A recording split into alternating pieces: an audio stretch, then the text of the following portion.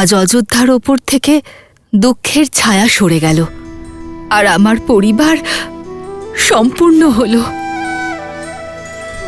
রাম, সীতা, তোমরা দুজন অন্ধকার জীবনে প্রজ্বলিত প্রদীপ, দুঃখের জীবনে সুখ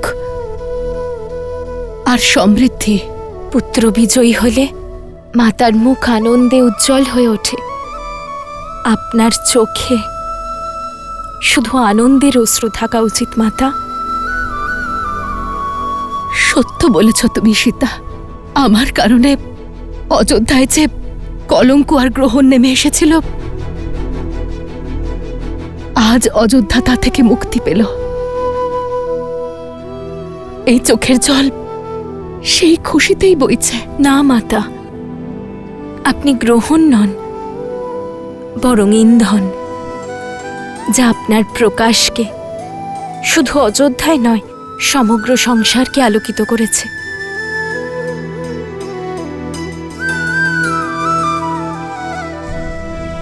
ভ্রাতা ভরত, সবার মন হালকা হয়ে গেছে। এবার তুমিও মনের বোঝা সরিয়ে দাও। নিয়তির লিখনের দোষ মাতাকে আর দিও না ভ্রাতা। ক্ষমা করে দাও ওনাকে।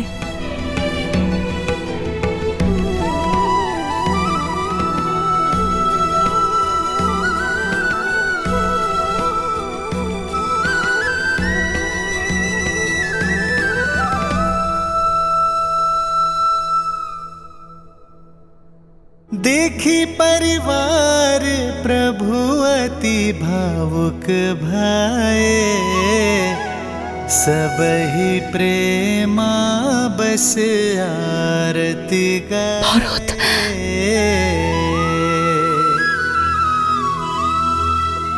आगे सिया रामा सुख पाए, मनहु मोह माया मिटाए।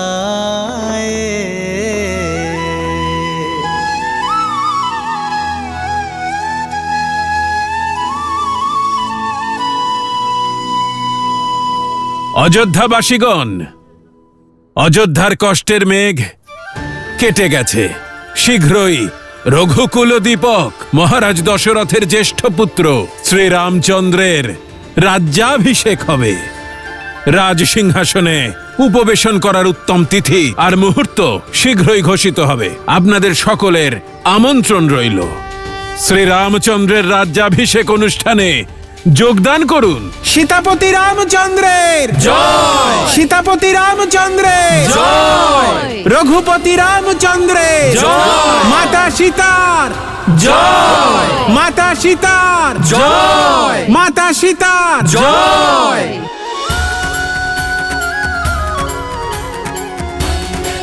জয় শ্রীরাম, জয় শ্রীরাম, জয় শ্রীরাম, জয় শ্রীরাম, জয় শ্রীরাম, জয় শ্রীরাম, জয় শ্রীরাম, জয় শ্রীরাম।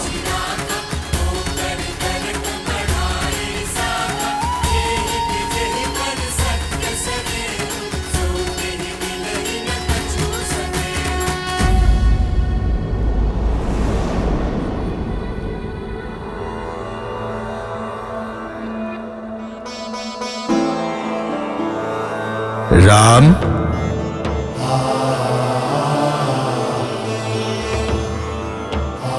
রাম,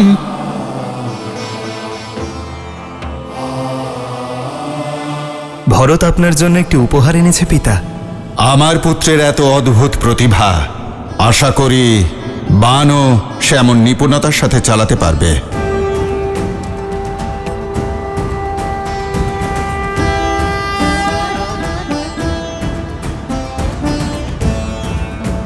আপনার রাম ফিরে এসেছে পিতা, নিজের দায়িত্ব পালন করে। কিন্তু আজ আপনার সম্মুখে রাবণের বধকারী যোদ্ধা দাঁড়িয়ে নেই, নিজের পিতার আজ্ঞা পালন করে ফিরে আসা পুত্র দাঁড়িয়ে আছে। একবার আপনি বলেছিলেন যে পিতার আদেশ কেবল শব্দ নয়, তা হলো কুলের আদর্শ, সত্য, যশ প্রতিষ্ঠার সম্মানের প্রতীক। আপনি সত্য বলেছিলেন পিতা। এই যাত্রায় আমি জানতে পেরেছি যে একজন পিতার সম্পত্তি,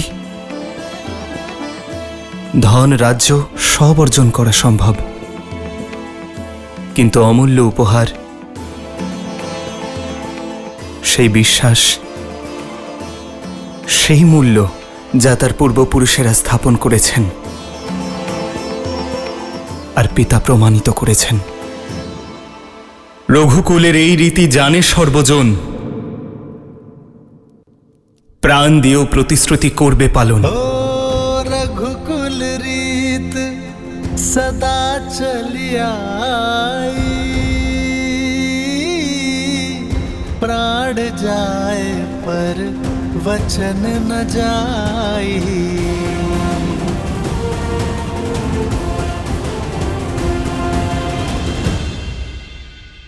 মিত্র, এতটা সময় আমরা একসঙ্গে কাটিয়েছি। আপনি আমাদের জানেন আর আমরা আপনাকে। কিষ্কিন্ধাবাসীদের মনের একটি ইচ্ছা হলো যাতে আমরাও অযোধ্যা দেখার ও জানার সৌভাগ্য লাভ করি। হ্যাঁ প্রভু, আমরা অযোধ্যার বিষয়ে অনেক কিছু শুনেছিলাম, আর এবার প্রভু আরও জানতে চাই। অবশ্যই হনুমান, কিছুক্ষণ আপনারা বিশ্রাম নিয়ে নিন, আমি স্বয়ং আপনাদের অযোধ্যা ভ্রমণে নিয়ে যাব।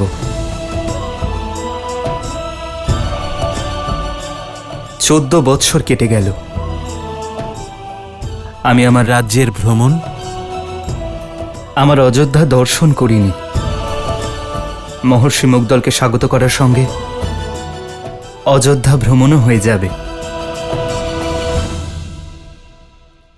দিদি,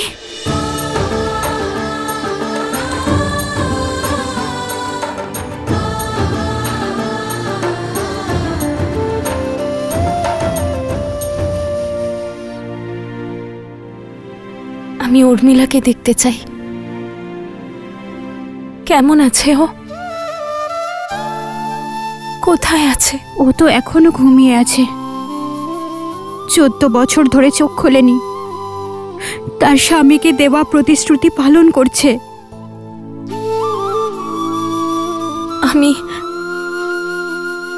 আমি দেখতে চাই ওকে, এক্ষুনি দেখতে চাই। আমাকে নিয়ে চলো ওর কাছে। হ্যাঁ, দাঁড়াও সীতা,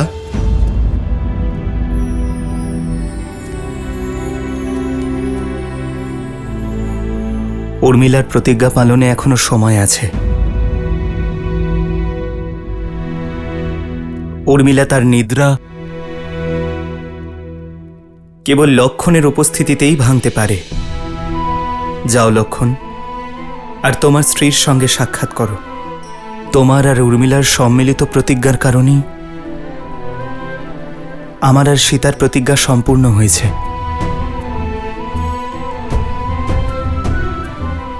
উর্মিলা প্রাসাদে থেকে এই ঘোর নিদ্রার দংশন সহ্য করেছে, কিন্তু এখন সেবা এবং সংকটের সময় শেষ হয়েছে। এবার তোমার প্রথম কর্তব্য তোমার গৃহস্থ সামলানো। এই শুভ মুহূর্ত পূর্বপুরুষের কারণেই এসেছে। যাও লক্ষণ, আর উর্মিলাকে জাগ্রত করো।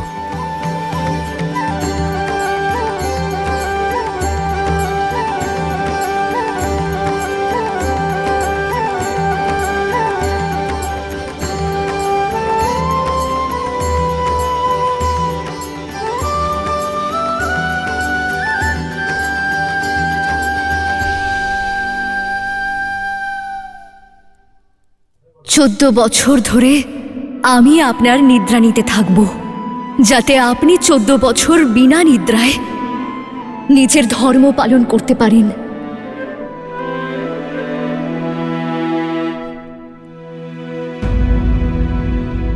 কিন্তু যে এত বছর ধরে জাগেনি, সে কি এখন জাগবে? আমার তো খুব ভয় করছে। সুতকীর্তি,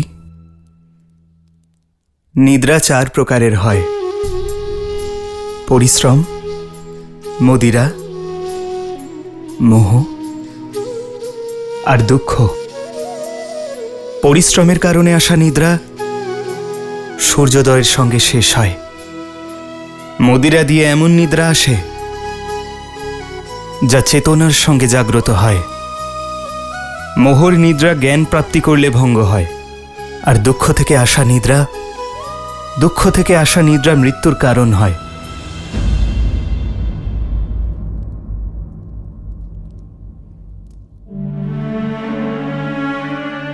আমি যেখানেই থাকি আর্য, আমার মন সর্বদা আপনার কাছেই থাকবে। আমার শুধু একটাই ইচ্ছা আর্য, আমি যখন আমার চোখ খুলব যেন আপনাকেই দেখি। উর্মিলা, উর্মিলা, উর্মিলা। কেমন হতভাগী আমি! আমার লক্ষণ আর উর্মিলা আমার কর্মের ফল ভোগ করছে। না মা, উর্মিলার নিদ্রা কোনো অভিশাপ নয়, এ তোর তপস্যা, প্রেমের শক্তি। উর্মিলা কেবল তার নিদ্রাই নয়, লক্ষণের নিদ্রাও ভোগ করেছে। এ তো নিদ্রা দেবীর আশীর্বাদ লক্ষণ এবং উর্মিলা দুজনের উপর।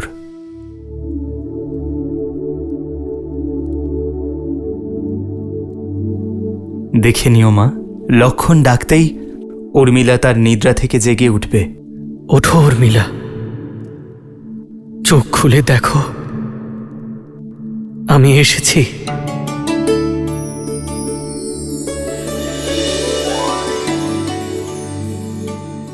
আর্য, আপনি? হে মহাদেব, আপনার বনবাসে যাওয়ার সময় হয়ে গেছে। আপনার প্রস্তুতি নিতে সাহায্য করার পরিবর্তে আমি নিদ্রা সম্পন্ন করছিলাম। ক্ষমা করুন আর্য। কিসের ক্ষমা উর্মিলা? আর কারোর কোথাও যাওয়ার দরকার নেই। কিন্তু পিতার প্রতিশ্রুতি আর দাদা রামের প্রতিজ্ঞা। প্রতিশ্রুতি রক্ষা পেয়েছে উর্মিলা, আমার দাদারও আর তোমারও। এবার আমি তোমায় কথা দেব, আমি যেখানেই থাকি না কেন সর্বদা তোমার সঙ্গেই থাকব। তোমার এই নিঃস্বার্থ ভালোবাসা আমায় অনেক শক্তি জুগিয়েছে উর্মিলা। সেই কারণে অনেক অনেক ধন্যবাদ, অনেক অনেক ধন্যবাদ। আপনি কি সত্যি 14 বছর ধরে বিনা নিদ্রায় জীবন অতিবাহিত করেছেন? তুমিও তো এখানে বিনা ভোজনে 14 বছর অতিবাহিত করেছো উর্মিলা। তোমার নিদ্রা আমার ক্লান্তি দূর করেছে, আর আমার ভোজন তোমার শরীরকে শক্তি জুগিয়েছে। দাম্পত্য জীবনের এই আদর্শ, এটাই দাদা আমাদের মাধ্যমে সমগ্র সংসারকে দিয়েছেন, যে স্বামী স্ত্রী একে অপরের পরিপূরক হয়, জীবনের, প্রাণের আর সমর্পণের। আর তোমার সমর্পণের তো কোনো মূল্যই হয় না উর্মিলা।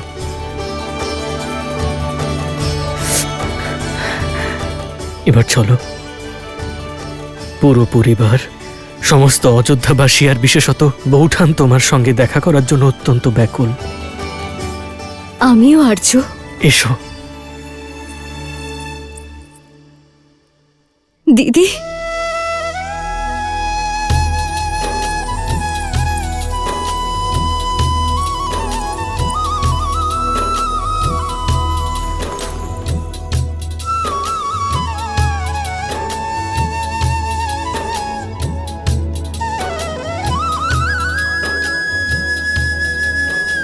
বাল্যকাল থেকে আজ পর্যন্ত আমার সব সিদ্ধান্ত, সব কার্যে সঙ্গ দিয়েছ তুমি।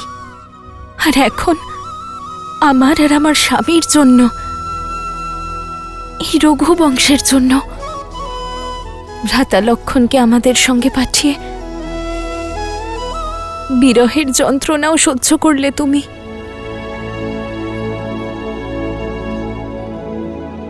জানি না এই ঋণ কোনোদিন শোধ করতে পারবো কিনা। এখন তুমি আর আমার থেকে ছোট নেই উর্মিলা। তুমি এই সংসারের সবচেয়ে বড় সতীর মধ্যে একজন। আমি হলাম সেই চাঁদ যে নিজের দিদির আলোয় আলোকিত হয়। আমি তোমার থেকে কখনো বড় হতেই পারি না দিদি। আর বোনেদের সম্পর্কের মধ্যে ঋণের বেড়া নয়, আলিঙ্গনের বন্ধন থাকে।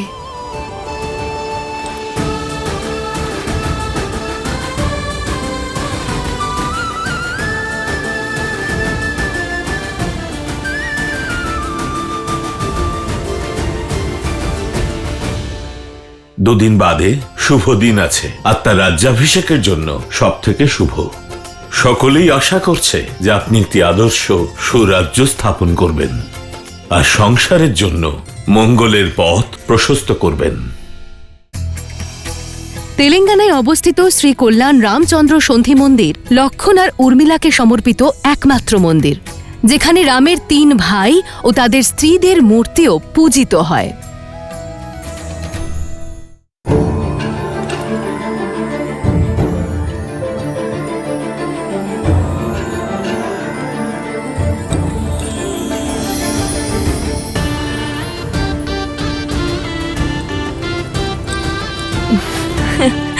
খুব সুন্দর, দারুণ লাগছে।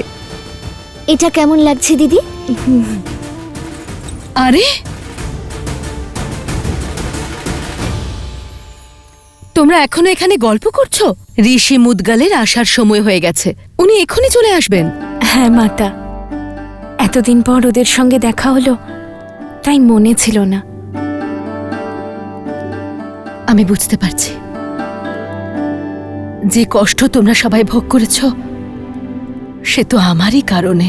না মাতা, যা কষ্ট আমরা পেয়েছি তার চেয়ে অধিক কষ্ট আপনি পেয়েছেন। আর শারীরিক কষ্টের থেকেও বেশি হয় মানসিক কষ্ট মাতা।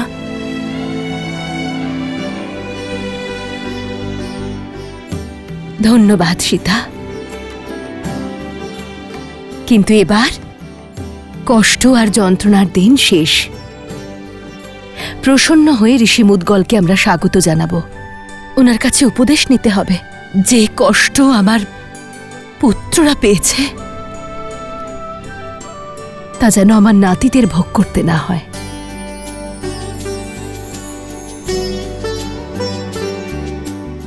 আর এখন তো আমি একটাই সংবাদের প্রতীক্ষায় রয়েছি যে কখন আমাকে এটা বলা হবে যে আমি মাতা থেকে ঠাকুমা হতে চলেছি। আরে শুধু লজ্জা পেলেই হবে নাকি তোমরা যাবে আমার সাথে?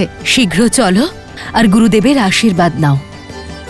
হ্যাঁ, দুদিন বাদে শুভ দিন আছে, আর তার রাজ্যাভিষেকের জন্য সব থেকে শুভ। সকলেই আশা করছে যে আপনি একটি আদর্শ সুরাজ্য স্থাপন করবেন আর সংসারের জন্য মঙ্গলের পথ প্রশস্ত করবেন। অযোধ্যার শ্রীরামের জীবন থেকে দুঃখের সব মেঘ সরে গেল, এবার সব শুভই হবে। এত তাড়াতাড়ি ভুলে গেলে পুত্র? রৌদ্র ছায়া আর দিনরাত্রির মতোই ভালো আর মন্দ সর্বদাই একসঙ্গে থাকে। প্রদীপের প্রয়োজন তো সেখানেই হয় যেখানে অন্ধকার থাকে, আর মানুষ প্রদীপের আলোর শিখার দিকে চেয়ে প্রদীপের নিচের অন্ধকারকে দেখতে ভুলে যায়। সম্মুখের সবকিছুকেই যখন সঠিক বলে মনে হয়, ঠিক তখনই আড়ালে অশুভ নিজেকে শক্তিশালী করে তোলে। অর্থাৎ দুঃখের সময় হোক অথবা সুখের সময় সদা সতর্ক থাকা উচিত। হ্যাঁ পুত্র, যখনই আমরা শুভ বা মঙ্গলময় কাজ করব তখনই আমাদের সতর্কতা আর সাবধানতা অবলম্বন করা উচিত। সত্য আর ধর্মের ক্ষমতার ওপর বিশ্বাস রাখা নিজের দেহ আর মনকে আরো দৃঢ় করতে হবে। প্রিয় গণেশ, ওই দেখো শ্রীরাম সেই পরিকল্পনার শঙ্খনাদ করছেন। রামরাজ্য স্থাপনার শুভারম্ভ হচ্ছে। নররূপী নারায়ণকে প্রতিটা সমস্যার সমাধান করতে হবে, প্রতিটি বাধা অতিক্রম করতে হবে, রামরাজ্য স্থাপন করতে হবে। ঋষিবর, আমি জানি সব, যে আপনাদের মনে কি চলছে, কিন্তু যা হবার তা অবশ্যই হবে। 2 দিন বাদে শুভ দিন আছে, আর তার রাজ্যাভিষেকের জন্য সব থেকে শুভ। শ্রীরাম ভগবান সূর্যদেবের আশীর্বাদে সূর্য বংশে পরবর্তী রাজা আপনিই হবেন। আপনি বনভ্রমণের সময় যে জ্ঞান এবং অন্তর্দৃষ্টি অর্জন করেছেন তা এই সাম্রাজ্যে ব্যবহার করবার সময় এসে গেছে। দয়া, দণ্ড এবং দর্শন এগুলিকেই নিজ অস্ত্র বানান। শ্রীরাম আপনার পথপ্রদর্শনেই জগৎ কল্যাণের দিকে অগ্রসর হবে। সকলেই আশা করছে যে আপনি একটি আদর্শ সুরাজ্য স্থাপন করবেন আর সংসারের জন্য মঙ্গলের পথ প্রশস্ত করবেন।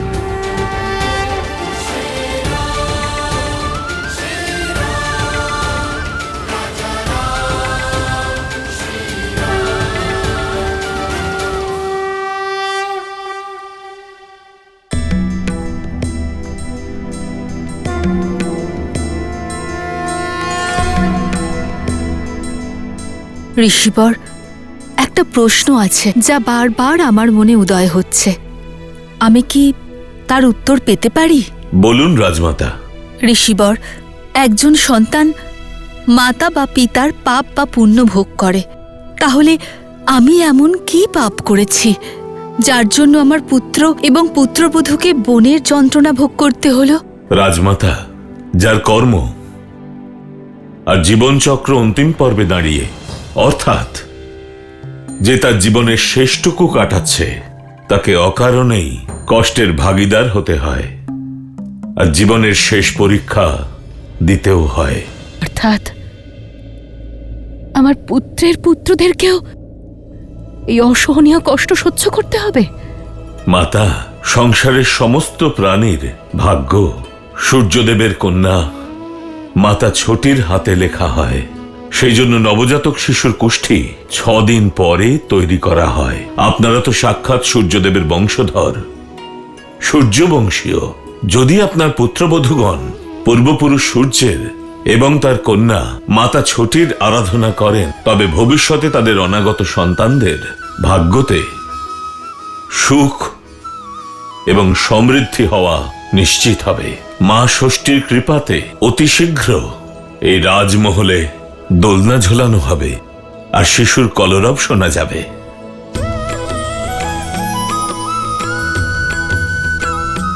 মহাঋষিবর, আমরা প্রত্যেকেই এই পুজো নিষ্ঠা ভরে অবশ্যই করব।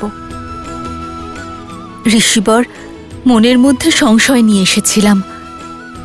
সেই সংশয় দূর করে দেওয়ার জন্য আপনাকে ধন্যবাদ।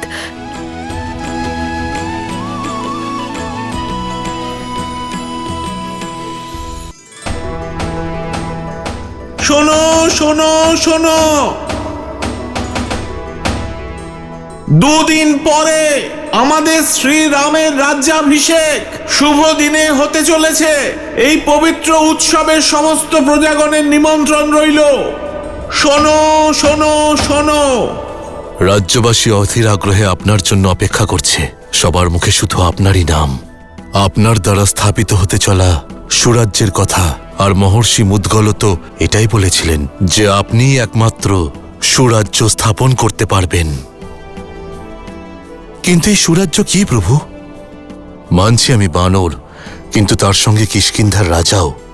ভবিষ্যতে সবকিছু অঙ্গদকেই তো সামলাতে হবে। তাই জানতে চাইছি যে এই সুরাজ্য আসলে কি, এর অর্থ বলুন প্রভু। হ্যাঁ প্রভু, অর্থ বলুন। জয় শ্রীরাম, জয় শ্রীরাম, জয় শ্রীরাম।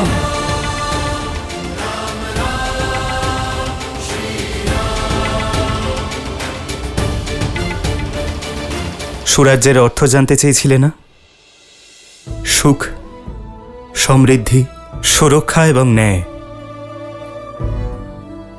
সুরাজ্যের জন্যই আবশ্যক। সুরাজ্যের অর্থ আপনার সম্মুখে মিত্র।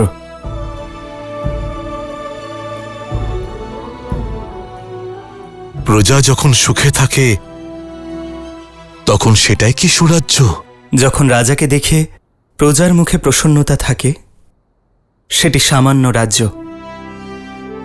প্রজার মুখে যে স্মিত ভাব থাকে তা ভবিষ্যতের সুখ এবং সমৃদ্ধির আশা মাত্র। প্রজারা আশা করে রাজা তাদের দুঃখ শুনবে, কষ্ট নিবারণ করবে। আর সুরাজ্য হল সেই যখন প্রজাদের দেখে রাজা প্রসন্ন হয়ে যান, রাজা সন্তুষ্ট হন যে তিনি তার প্রজাদের আশা পূর্ণ করতে পেরেছেন। রাজা যখন বিশ্বাস করেন যে তিনি তার প্রজাদের জীবন বদলে দিতে সক্ষম, সেটি হল সুরাজ্য। প্রজাদের দেখে রাজা তখন প্রসন্ন হন যখন তিনি জানেন যে না রাজার মনে কোনো প্রশ্ন আছে, না গ্লানি আছে, আর না পীড়া আছে, এবং না তার প্রজার মনে। আজ আমার প্রজারা প্রসন্ন। আমি আমার প্রজাদের আশা পূর্ণ করে সুরাজ্যে পরিণত করতে চাই মিত্র। আর যখনই সময় আসবে তখন আমিও প্রসন্ন হব। এসো মিত্র। জয় শ্রীরাম, জয় শ্রীরাম, জয় শ্রীরাম, জয় শ্রীরাম, জয় শ্রীরাম।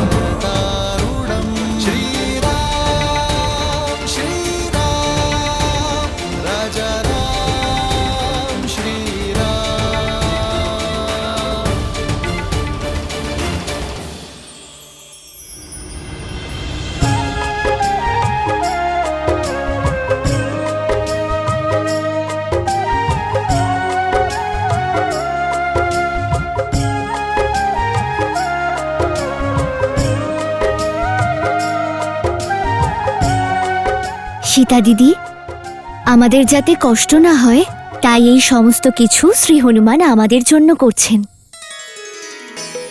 কিন্তু আমার খুব খারাপ লাগছে। হনুমান শুধু আমাদের জন্য করছেন না শ্রুতকীর্তি, আমাদের পিছনে আমাদের প্রজাদের স্ত্রীরাও আছেন। তাদের যাতে কষ্ট না হয় সেই জন্যই করছেন। হ্যাঁ দিদি, কিন্তু এসব তো শুধু আমাদের জন্যই হচ্ছে, তাই না? হ্যাঁ, এটা আরম্ভ, আর এটাই নিয়মে পরিণত হবে। যে কোনো কিছু কোনো না কোনোভাবে তো আরম্ভ হয়।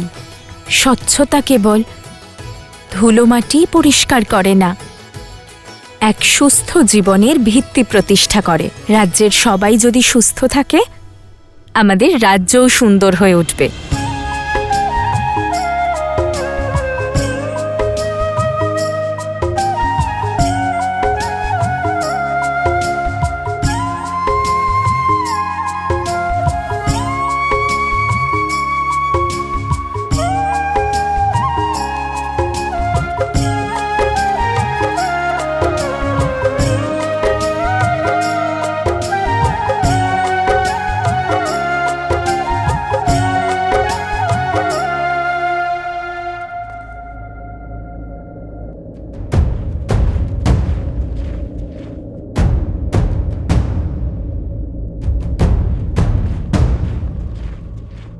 যেই দিনের স্বপ্ন আমি এত বছর ধরে দেখছিলাম, সেই দিন অভূতপূর্ব আর গরিমাময় হবে। এতে কোনো বাধা আসবে না। মিত্র, আপনার রাজ্যাভিষেকের পবিত্র মুহূর্ত আর তাতে এত সৈন্য, এতে কি আপনার প্রজাদের মনে ভয় সঞ্চারিত হবে না? যে ভাবি রাজা তাঁর রাজ্যাভিষেকের পূর্বে সুরক্ষার আয়োজন করছে যাতে কোনো অঘটন না ঘটে। প্রজা এবং রাজ্যকে রক্ষা করা একজন রাজার প্রথম কর্তব্য মিত্র। রাজ্যের সুরক্ষা কেবল আক্রমণের পরেই নয়, তার আগে থেকেই করতে হয়।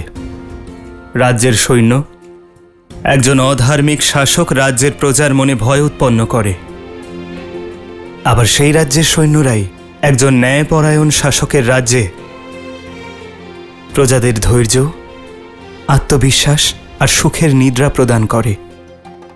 স্বরাজ্যের জন্য, রাজ্য এবং প্রজাদের জন্য সতর্ক থাকা অত্যন্ত আবশ্যক মিত্র। প্রজাদের মনে যখন রক্ষার ভয় না থাকবে, তখন প্রত্যেকেই তাদের নিজ নিজ কার্য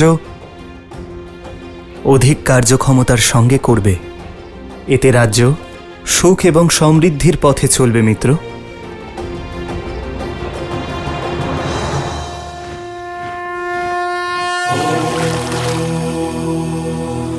शांति शांति शांति।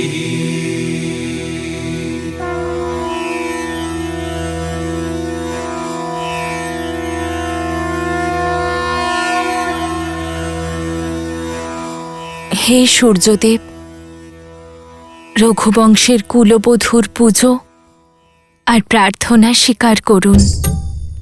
হে মা ষষ্ঠী, এই সমগ্র রাজ্য আমার সন্তান, ওদের ভবিষ্যৎ সুখময় আর সমৃদ্ধ করুন।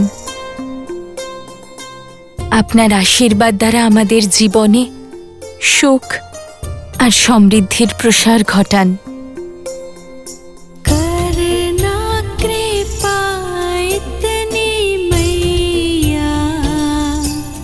बढ़े यश रघुबीर का, बढ़े यश रघुबीर का।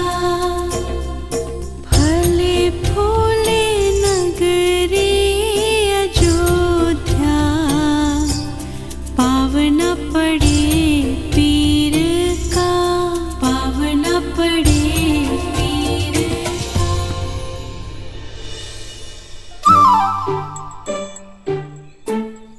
কে এই উদ্ধত? লুকিয়ে আছো কেন? বেরিয়ে এসো।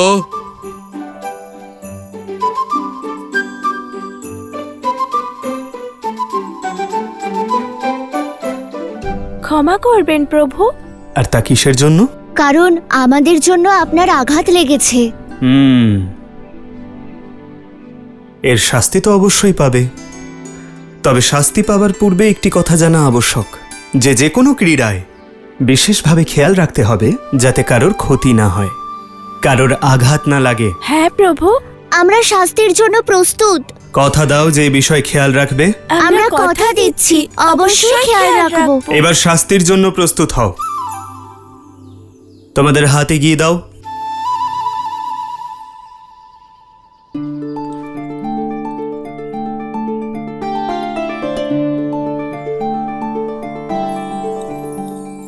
এটা আমাদের জন্য? হ্যাঁ, তোমাদের সততার জন্য। তোমরা লুকিয়ে পালিয়েও যেতে পারতে, কিন্তু তোমাদের ডাকা মাত্রই তোমরা এলে, নিজেদের ভুল স্বীকার করে শাস্তির মুখোমুখি হলে। এই সততা জীবনে বজায় রেখো। চলো আরো একটি খেলা খেলি। এবার দেখব তোমাদের মধ্যে দ্রুত কে দৌড়তে পারে। দৌড়ো।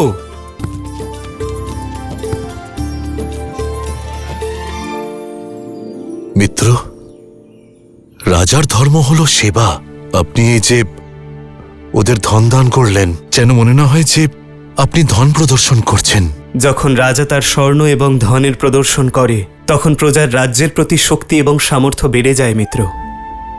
রাজার জন্য রত্ন প্রদর্শন যত আবশ্যক, ততটাই ঘাতক ধনের মোহ। রাজার যখন সম্পত্তির প্রতি কোনো মোহ থাকবে না,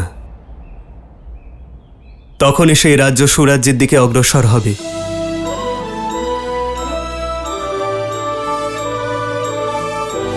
রাজার সম্পত্তির ওপর প্রজার গর্ব আর রাজার কাছে তা ভার। এটাই সুরাজ্যের সার। রাজা যখন সম্পত্তির প্রতি গর্বিত না হয় এবং তা সঠিক কাজে প্রয়োগ করে, তখনই রাজ্য সঠিক অর্থে সুরাজ্যে পরিণত হয়। অতি সুন্দর।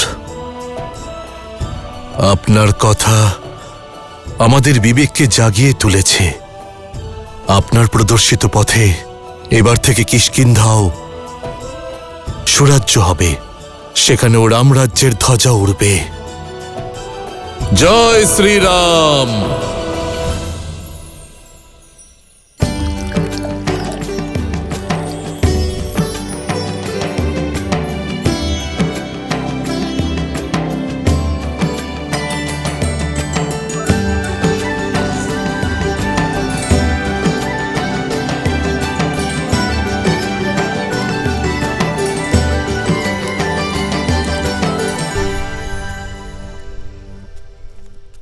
তোমরা সবাই অপরাধী। কি অপরাধ? কি অপরাধ করেছি আমরা? কি অদ্ভুত! অপরাধ করে আবার অস্বীকার করছো। প্রথমে আমাদের জীবিকার সাধন চুরি করলে ব্রাহ্মণেরা, আর তুমি বৈদ্য, তুমি আমার স্ত্রীর চিকিৎসার জন্য আমার থেকে ধন চাইছো, তার প্রাণ না বাঁচিয়ে। আমি ব্রাহ্মণ, চুরির মতো কাজ করার কথা আমি ভাবতেই পারি না। আর এই কাঠগুলো যজ্ঞের জন্য। এ আমার জীবিকা আর আমার ধর্ম। হ্যাঁ, আর ঔষধি দেওয়া আমার জীবিকা। বিনামূল্যে যদি ঔষধি দান করি, তবে পরিবার কিভাবে চলবে? মিত্র, এরা তিনজনই সঠিক। এর উপায় কি? সুরাজ্যের চতুর্থ স্তম্ভ ন্যায়। এসো মিত্র। প্রভু, প্রণাম প্রভু। কি হয়েছে? অযোধ্যায় এমন কোলাহল কেন? কিছু হয়নি রঘুনন্দন, আমরা শুধু এইভাবে।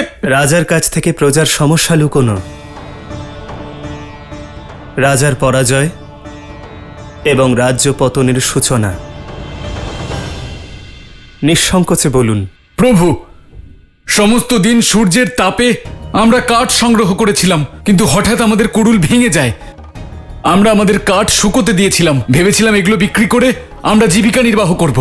কিন্তু এই ব্রাহ্মণরা আমাদের কাঠ নিয়ে যজ্ঞে ব্যবহার করে ফেলেছেন। প্রভু, শাস্ত্র অনুসারে নিজে থেকে ঝরে পড়া কাঠেরই ব্যবহার কেবল যজ্ঞে করা হয়ে থাকে। আপনিই বলুন, শাস্ত্র রীতির পালন করে আমরা কি কোনো অপরাধ করেছি, পাপ করেছি? এখানে কিষ্কিন্ধার রাজা, আমার সঙ্গে মহারাজ সুগ্রীব উপস্থিত। উনি এই সমস্যার সমাধান করে দিক।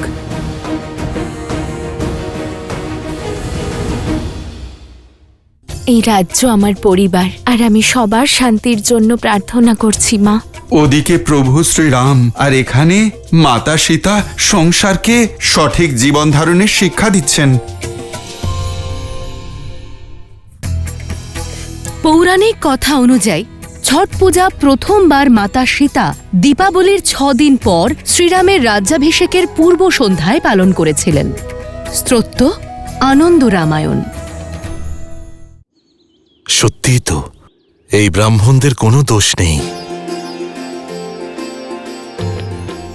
না আপনি অসত্য বলছেন, না আপনি কোনো অপরাধ করেছেন, না আমাদের বৈদ্যরাজের কথন ভুল। প্রভু, যদি কেউই ভুল না হয়, তাহলে এই কলঙ্ক কেন? এর সমাধান কি প্রভু? শাস্ত্র অনুসারে যজ্ঞে স্বয়ং পড়ে থাকা কাষ্ঠের প্রয়োগ করাই নিয়ম। সেই জন্য ব্রাহ্মণ নির্দোষ। কিন্তু ব্রাহ্মণদের প্রতি ন্যায় বনবাসীদের প্রতি অন্যায় করছে, আর বনবাসীদের অন্যায় বৈদ্যরাজের অন্যায়ের কারণ। বনবাসীদের জীবিকার আধার ক্ষুণ্ণ হচ্ছে, তাদের জীবিকা নির্বাহে বাধা পড়ছে। এই অবস্থায়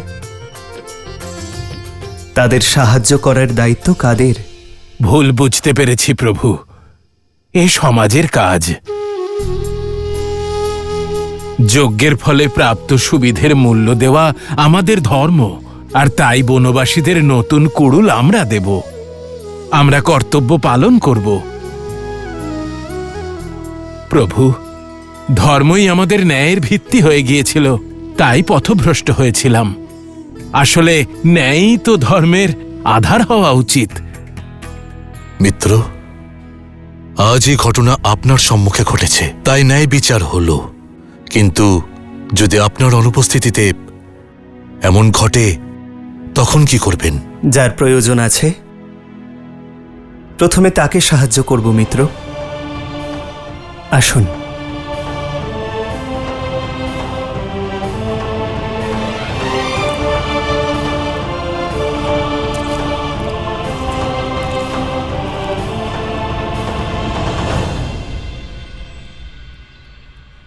প্রভু।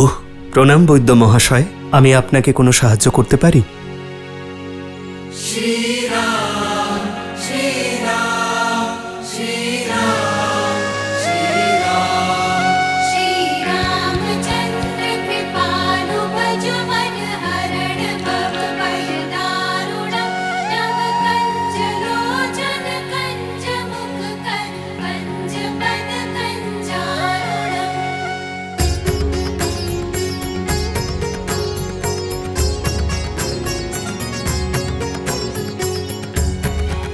মৃত্যু অবশ্যই পরমাত্মার হাতে, কিন্তু যখন কারো মৃত্যুকে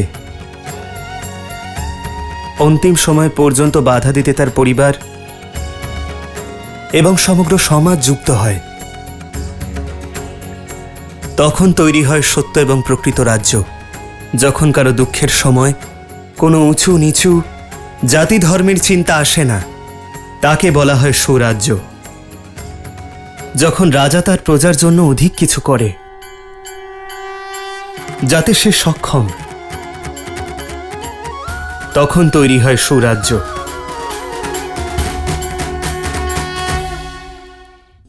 এই রাজ্য আমার পরিবার, আর আমি সবার শান্তির জন্য প্রার্থনা করছি মা। ওদিকে প্রভু শ্রীরাম আর এখানে মাতা সীতা সংসারকে সঠিক জীবন ধারণের শিক্ষা দিচ্ছেন।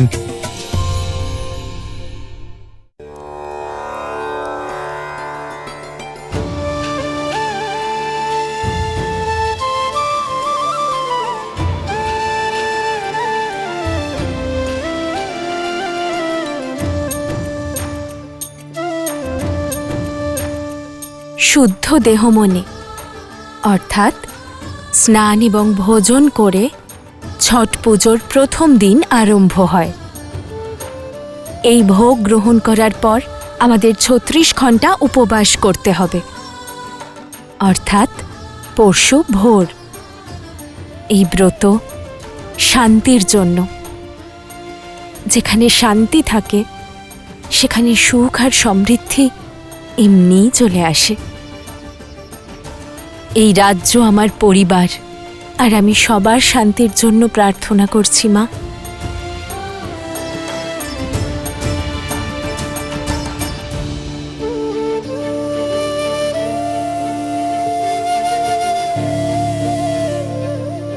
ওদিকে প্রভু শ্রীরাম আর এখানে মাতা সীতা সংসারকে সঠিক জীবন ধারণের শিক্ষা দিচ্ছেন। এত অল্প সময়ে এত কিছু শিখে আমি ধন্য হয়ে গেলাম।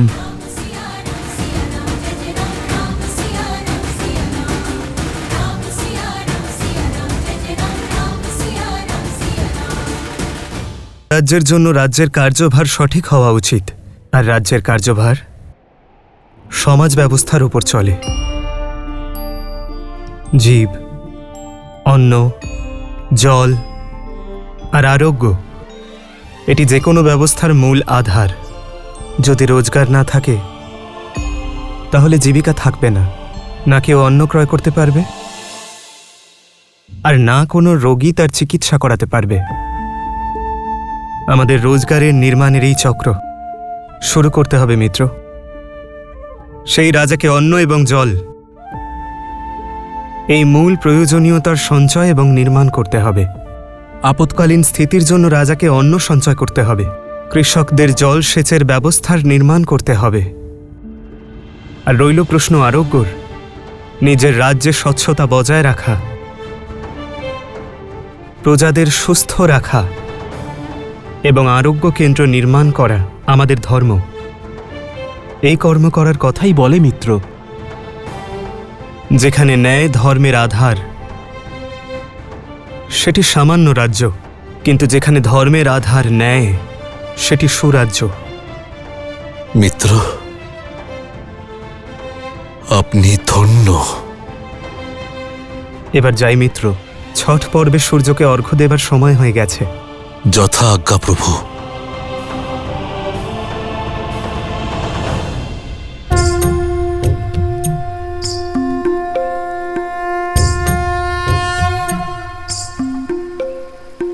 करना कृपा इतनी मैया, बढ़े यश रघुवीर का, बढ़े यश रघुवीर का। फले फूले नगरी अजोध्या। আমার শ্রীরাম চিরকালের জন্য অযোধ্যার হতে চলেছেন। রাজ্যাভিষেকের এই শুভ দিনে ওনাকে আশীর্বাদ করবেন মা। पीर का पावन पड़े पीर का, सुत हो रघुवंश के खेवैया, तेजस्वी सूर्य सा, तेजस्वी सूर्य सा। करना दया इतनी मैया, यश बढ़े रघुवीर का, यश बढ़े रघुवीर का।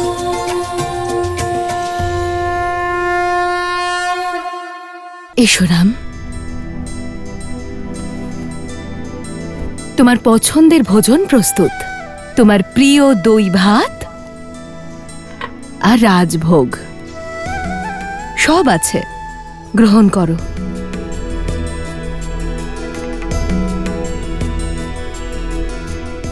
মা, সীতা কোথায়? ভোরের পুজো সমাপ্ত হয়নি। রঘুকুলের 4 জন পুত্রবধূ ভোর থেকে নদী তটে আছে। মহর্ষি মুদগলের কথা অনুযায়ী মা ষষ্ঠীর পুজো করছে।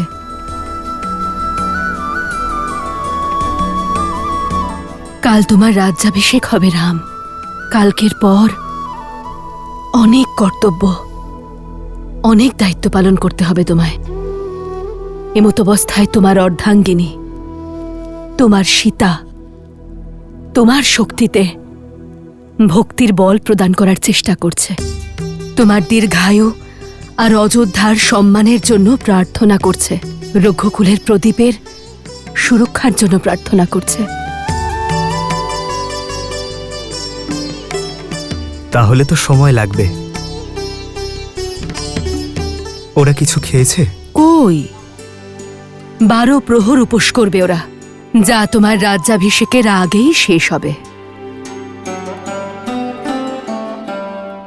পরিবারে পুরুষ সফলতার যে শিখরেই থাকুক না কেন, তার ভিত্তি তার ধরা একজন স্ত্রী হয়। আর মা, গৃহের উন্নতিতে স্বামী স্ত্রী দুজনেই অংশীদার হয়। ব্রত তবে স্ত্রী কেন পালন করবে? আমিও সীতার জন্য ব্রত পালন করব। রাম সিয়া রাম সিয়া রাম সিয়া রাম, রাম সিয়া রাম সিয়া রাম। আর আমার এই ব্রত সীতার প্রতি আমার প্রেম এবং সম্মানের প্রতীক হবে। রাম, আমার রাম যেমন ভালো পুত্র, তেমনই কর্তব্যপরায়ণ স্বামী।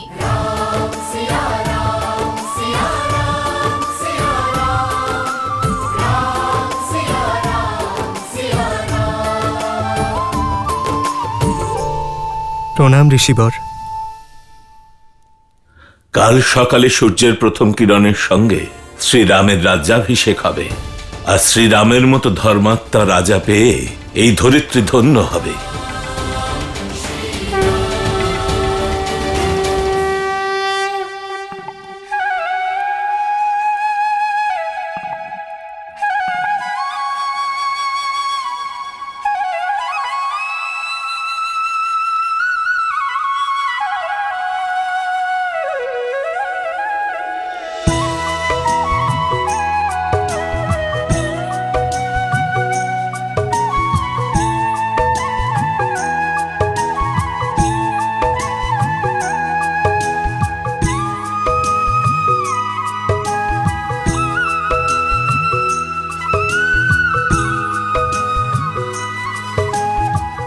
আমাদের জন্য ওনাদেরও তাড়াতাড়ি উঠে আসতে হলো।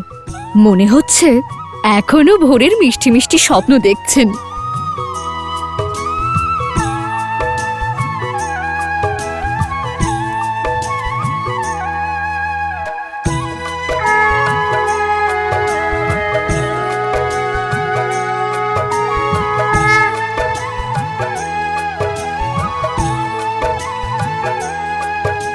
তাহলে মা ষষ্ঠীর পুজো আমরা সন্তানদের জন্য করি, যাতে তাদের জীবন সহজ হয় আর কোনো সংকট না আসে।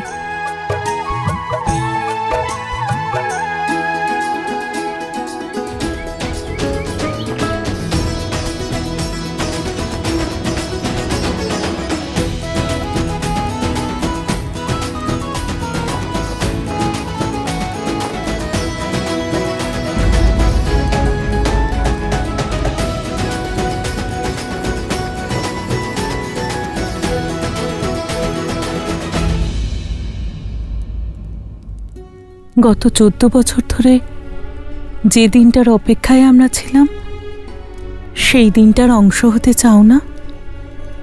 আমাদের রাম রাজা হবে। চলো কইকেয়ী, এই সময় অতীতের কথা ভেবে কষ্ট পেও না। আগামী দিনগুলোতে সুখের কামনা করো। আপনার আমার উপর রাগ হয় না? এখনো আপনি আমাকে অপরাধী মনে করেন না? কইকেয়ী দিদি, বনবাসে যাওয়ার পূর্বেই রাম তোমাকে ক্ষমা করে দিয়েছিল, আর আমরাও তোমাকে ক্ষমা করে দিয়েছি। আমার রামের প্রতি তোমার ভালোবাসায় না আগে সন্দেহ ছিল, না এখন। আমি যদি জানতাম সমস্ত রাজাদের কাছে আমার রাম রাজধর্ম শিখবে, জ্ঞান লাভ করবে, তাহলে বনবাসের প্রতিজ্ঞা আমি আগে চাইতাম। দিদি, আপনার ভেতর শুধু মমতা নয়, বুদ্ধিমত্তার সাগর বইছে। ধন্যবাদ দিদি। দিদি, তাহলে তুমিও সেই বুদ্ধির সাগরে ডুব দিয়ে নাও। ভুলের কথা ভুলে যাও আর পুত্রের রাজ্যাভিষেকে চলো। সীতাপতি রামচন্দ্রে জয়, সীতাপতি রামচন্দ্রে জয়, সীতাপতি রামচন্দ্রে জয়, সীতাপতি রামচন্দ্রে জয়।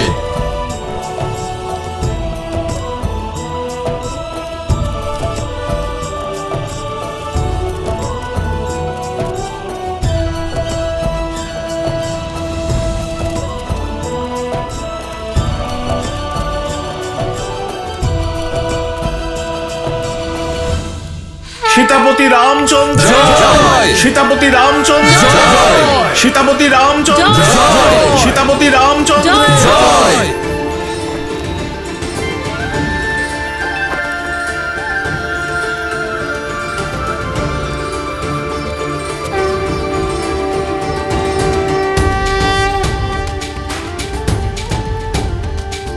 श्रीरामचंद्र कृपालु भजु मन हरण भव भय दारुणम्। श्रीरामचंद्र कृपालु भजु मन हरण भव भय दारुणम्। नव कंज लोचन कंज मुख कर कंज पद कंजारुणम्। এসো রাম, রাজগুরু বশিষ্ঠের আসা পর্যন্ত অযোধ্যাকে আরেকটু প্রতীক্ষায় থাকতে হবে। ততক্ষণে আপনি মায়েদের আশীর্বাদ দিয়ে নিন। আসুন। अमित छवि नव नीला नीरज सुंदरम।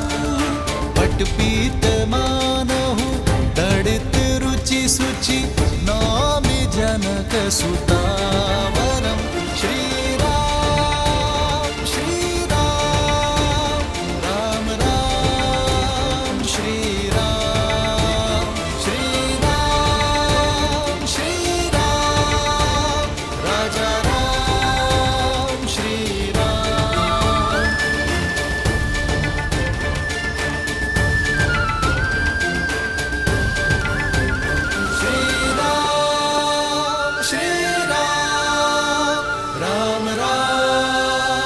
श्री राम।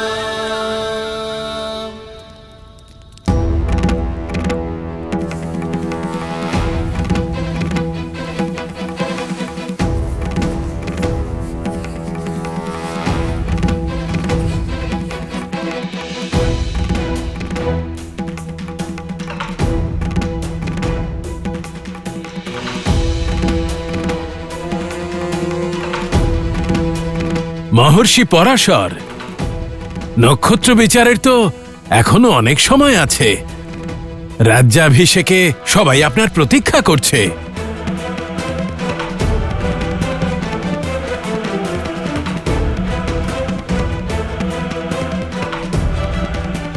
আপনি এত চিন্তিত কেন মহর্ষি?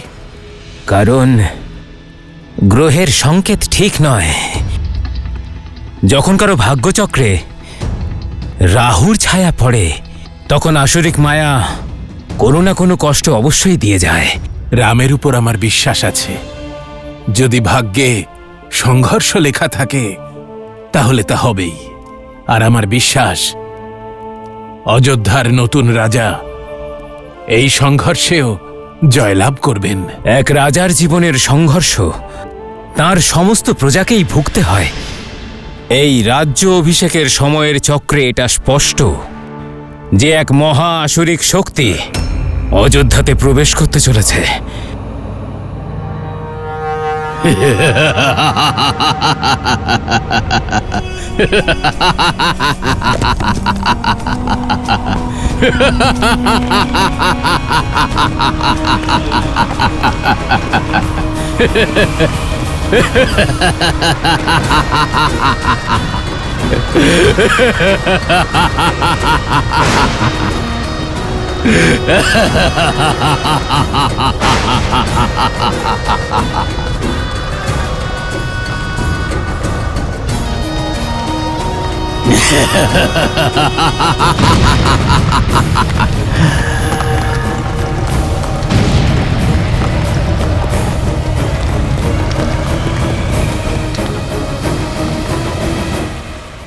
দেবতারা সর্বদা অযোধ্যার সামনে ঢাল হয়ে দাঁড়িয়েছেন ঋষিবর। যদি কোনো আসরিক শক্তি রাম রাজ্যে প্রবেশ করার চেষ্টাও করে তাহলে ধর্মের সঙ্গে তার সংঘর্ষ হবেই। আপনি আসুন আর রামকে আশীর্বাদ করুন। শুভ লগ্ন আর বেশিক্ষণ নেই। আশা করব যে এবারেও আপনার বিশ্বাসের জয় হবে। আসুন, চলুন।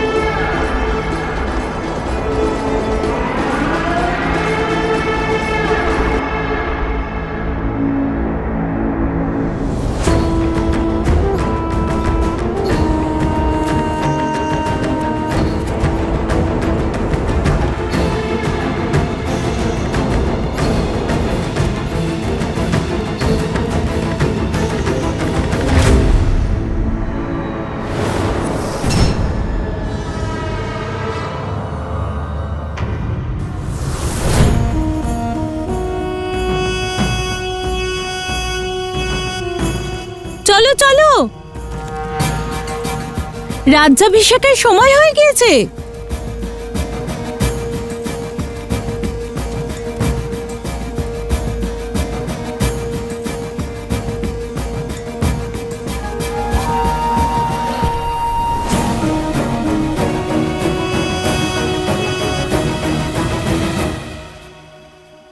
सर्वमङ्गलमाङ्गल्ये शिवे सर्वार्थसाधिके शरण्ये त्र्यम्बके गौरी नारायणी नमोऽस्तुते।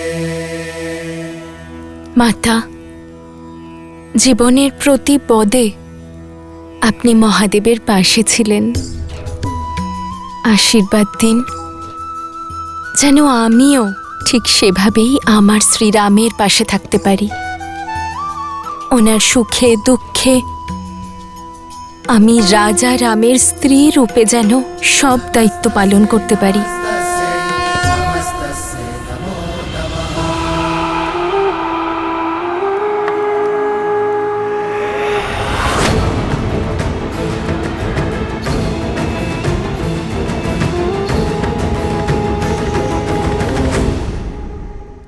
মাতা, জীবনের প্রতি পদে আপনি মহাদেবের পাশে ছিলেন। আশীর্বাদ দিন যেন আমিও আমার শ্রীরামের পাশে থাকতে পারি। ওনার সুখে দুঃখে স্ত্রী রূপে যেন সব দায়িত্ব পালন করতে পারি। পৌরাণিক কথা অনুযায়ী ছট পূজা সর্বপ্রথম শুরু করেছিলেন মাতা সীতা দীপাবলির ঠিক 6 দিন পরে, শ্রীরামের রাজ্যাভিষেকের পূর্ব সন্ধ্যায়।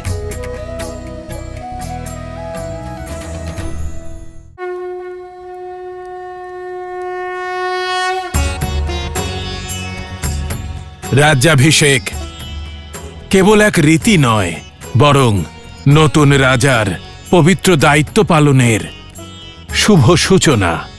রীতি অনুসারে শুভ লগ্নে সর্বপ্রথম শ্রীরামচন্দ্রের দেহকে তেল ও বিভিন্ন ঔষধির মর্দন দ্বারা শুদ্ধ করা হবে। পৃথিবী, জল, অগ্নি, বায়ু এই 4টি তত্ত্বের সঙ্গে আকাশ তত্ত্ব যুক্ত হয়ে এই দেহের নির্মাণ হয়। আর এতে সর্বাধিক রোগ সৃষ্টি হয় বায়ু তত্ত্বের কারণে।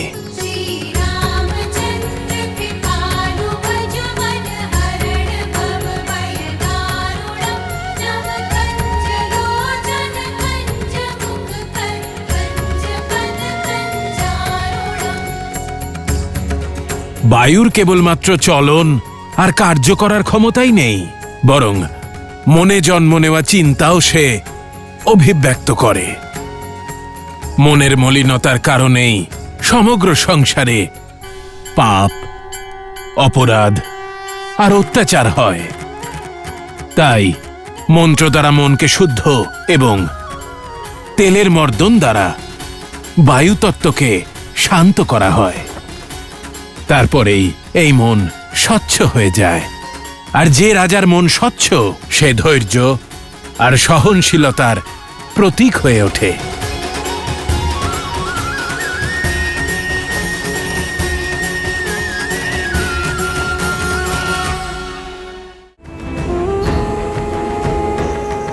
কি হলো উর্মিলা? দিদি, তুমি কোনো ধ্বনি শুনতে পাচ্ছ না? কিসের ধ্বনি? আমি তো কিছু শুনতে পাচ্ছি না।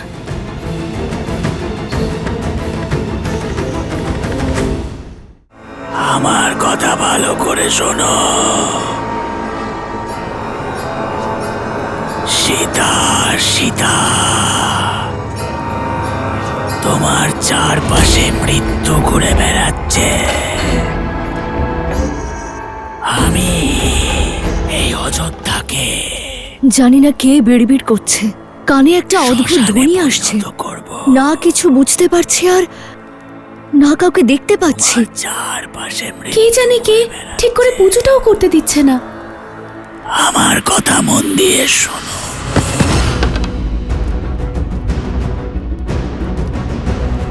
মৃত্যু তোমার চারপাশে পরিভ্রমণ করছে। সাবধান, কোনো লাভ হবে না পুজো করে। কি হলো উর্মিলা? এত বিচলিত হচ্ছ কেন দিদি? তুমি কোনো ধ্বনি শুনতে পাচ্ছ না? মৃত্যু তোমার চারপাশে কিসের ধ্বনি? আমি তো কিছু শুনতে পাচ্ছি না।